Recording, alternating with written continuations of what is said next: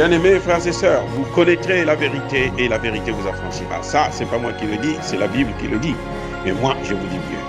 Vous connaîtrez la vérité historique, notamment celle de vos ancêtres kémites, et vous aurez une vision globale de ce que c'est que la vraie souveraineté politique. J'ajoute, vous reviendrez à la spiritualité africaine ancestrale et vous comprendrez les enjeux de l'indépendance économique.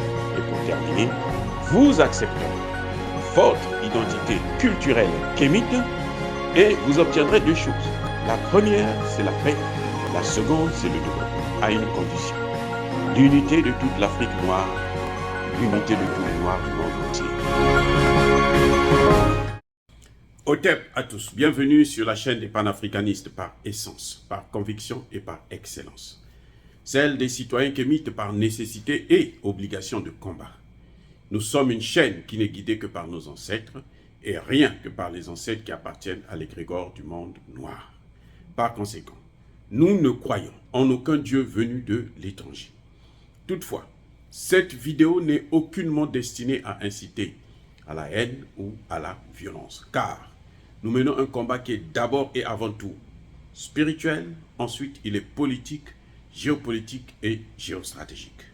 Contre l'impérialisme, le colonialisme, le néocolonialisme et l'endocolonat, sur la base du principe fondamental que nous avons hérité de nos ancêtres kémites, qui est celui de la Mahat, c'est-à-dire solidarité, vérité et justice. Vous êtes donc en droit de connaître la vérité, et nous avons l'obligation de vous dire la vérité et rien que la vérité, afin que justice soit rendue au continent africain. Et ça, c'est notre modeste contribution dans cette noble lutte en faveur de la souveraineté, la dignité, la solidarité et l'unité africaine. Ça, c'est ce que nous appelons le panafricanisme. Bien-aimés frères et sœurs, nous avons critiqué Tshisekedi lorsqu'il a reçu le secrétaire d'État américain qui est venu le calmer pour dire non, tu n'as pas besoin de chasser la MONUSCO parce que la MONUSCO est là pour vous aider. La MONUSCO est là pour apporter de la nourriture aux Congolais.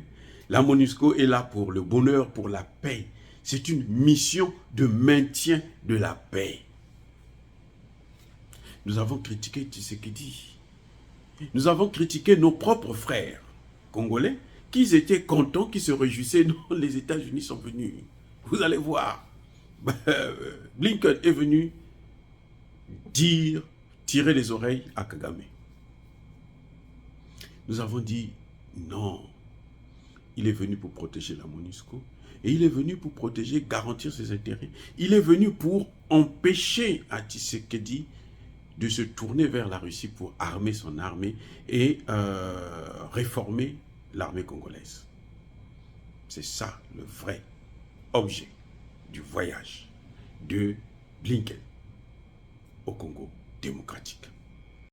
Et bien voilà, la première des personnes qui a été déçue, c'est même pas Tshisekedi parce que lui il n'est pas déçu, ça a été son opposant, l'ancien premier ministre qui est aujourd'hui candidat, Muzito, qui dit que mais il n'a pas condamné. Nous, on a dit, il n'a pas condamné.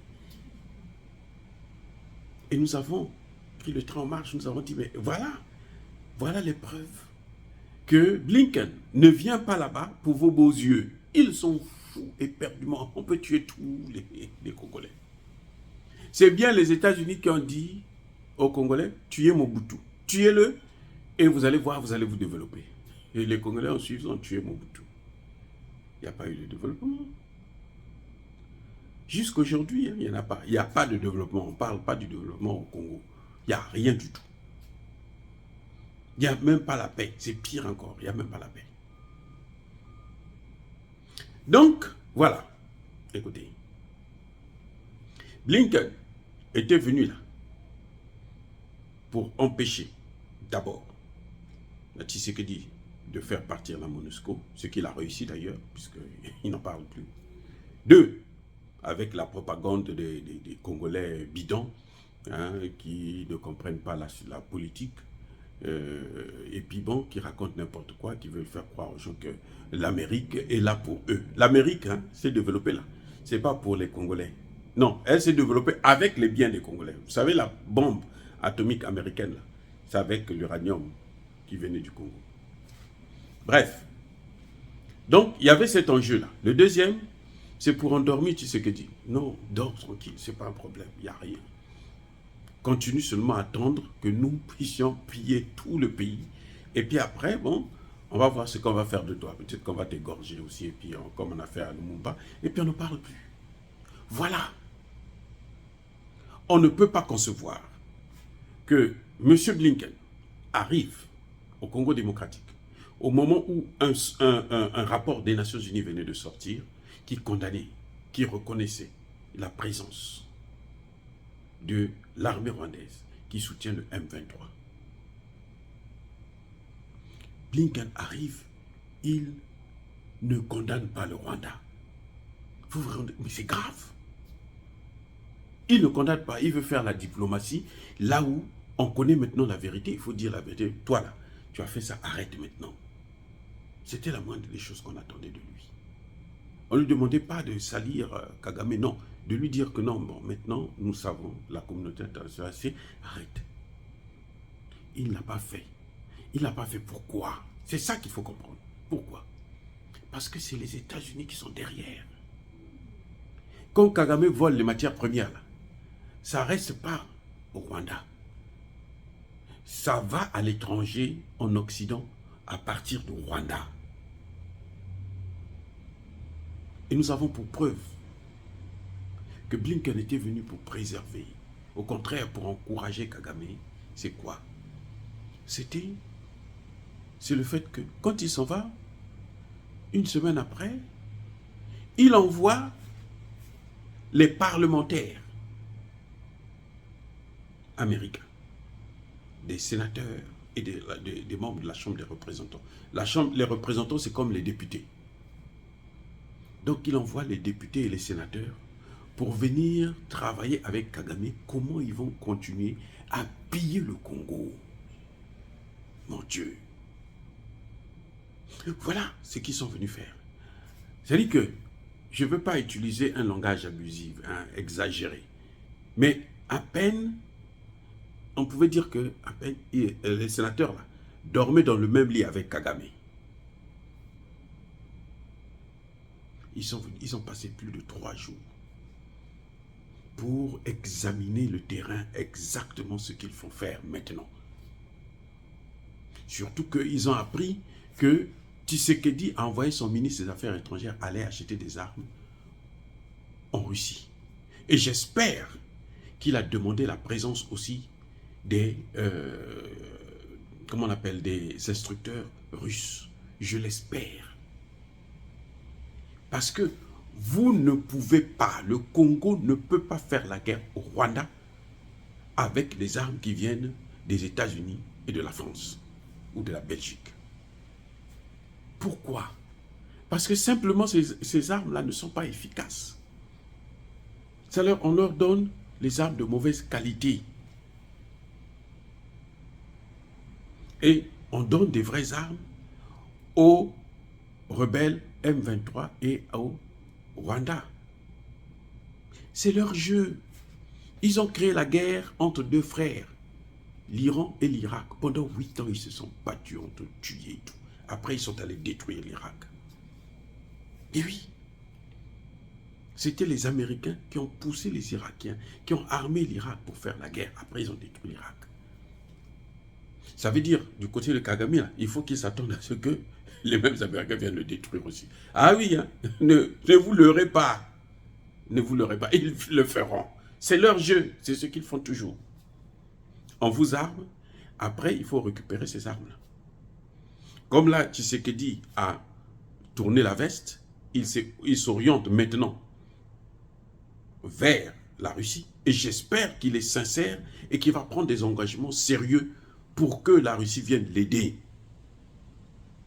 Nous sommes dans un monde multipolaire. Il n'y a plus qu'une seule puissance. C'est fini, la domination américaine, c'est fini. Elle s'arrête là, aux portes de l'Ukraine. Elle s'arrête avec la guerre en Ukraine. Donc maintenant, c'est à nous, Africains, de savoir que pendant 60 ans, ça n'a pas marché avec les États-Unis et ses alliés de l'OTAN. Alors tournons-nous vers la Russie et vers les Chinois. Eux aussi fabriquent des armes. Alors on va prendre les armes chez eux là-bas. C'est ça que j'attends de Tshisekedi. Si vous n'aviez pas compris ça, là, comprenez ça maintenant. La présence des sénateurs et des députés américains, donc les membres de la Chambre des représentants américains au Rwanda, c'est pour aller étudier, élaborer la nouvelle stratégie. Parce que celle-ci, elle est maintenant terminée, elle est connue. On sait que c'est le Rwanda qui est en train de tout faire. Et puis il faut faire comprendre au Rwanda que non, ce qu'il est en train de faire là, c'est bon pour eux. Je vous ai toujours dit que le Rwanda, c'est un éléphant au pied d'argile. Ça dit que tout ce qu'il est en train de faire là, ce n'est pas pour lui, c'est pour les Américains. Le Rwanda lui-même, il est pauvre et il y restera. Parce qu'ils n'ont aucun intérêt à ce que le Rwanda puisse se développer. Aucun. Ce que Kagame croit là, c'est de l'illusion. C'est ce que le journaliste a dit. Voilà les bouffées délirantes. C'est ça. Ce que Vincent Hugo a dit là. Ce sont les dirigeants africains qui continuent à soutenir, à penser que l'Occident, les Occidentaux sont des bons partenaires. Ça, ce sont des bouffées délirantes. Parce qu'ils sont fous. J'ai dit bien, ils sont fous. Comme Hugo lui-même, puisque quand tu traites les Africains de fous, alors que tu sais que les Africains ne sont pas fous, c'est que c'est toi qui es fou. Bref, il est temps maintenant que Tshisekedi soit sérieux. Qu'il soit sérieux. Qu'il arrête d'attendre des États-Unis, qu'ils puissent le sauver. On va l'imposer des élections, et s'il ne fait pas attention, ils vont lui faire de la misère. Ils ont déjà occupé une partie, ils vont continuer à occuper jusqu'à ce que lui, Tshisekedi, va dire, venez maintenant mettre une base militaire ici. C'est tout ce qu'ils attendent. La Russie n'attend pas, n'a pas besoin, n'est pas un maître, n'est pas un colon. La Russie n'a jamais colonisé un seul pays africain. Elle n'attend rien en retour. Sauf que vous payez les armes, c'est tout à fait normal, elle fabrique des armes. Elle fait le commerce, elle fait le business, elle fait la politique, elle fait la géopolitique. Elle a besoin de l'argent, vous lui payez, vous donnez les armes. C'est tout. Les Occidentaux ont besoin non seulement de votre argent, mais ils ont besoin aussi de vos matières premières. Et ils ne veulent pas que vous puissiez être armés, que vous puissiez avoir une armée capable de défendre le territoire. Alors, c'est à M. Tshisekedi de l'entendre. Je pense que je suis très content de cette avancée, cette compréhension, cette vision qu'il commence à avoir, mais nous lui donnons encore un élément de plus. Les Américains ont envoyé un parterre de parlementaires pour aller mettre en place la nouvelle stratégie avec Kagame. Dire ça, c'est inciter à la haine ou à la violence? Non. Nous sommes une force tranquille. Yaba Kolerve, Yama Lembe. Soyez bénis par le Dieu des Kémites. J'ai dit et j'assume.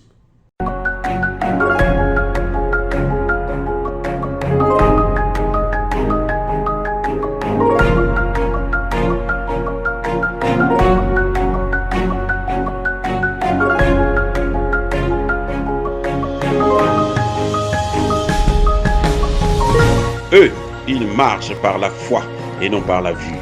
Mais moi, je vous conseille vivement de marcher par la connaissance scientifique et historique, notamment celle de nos ancêtres kémites, par les 5 sens et par l'intelligence. À vous, à Pierre.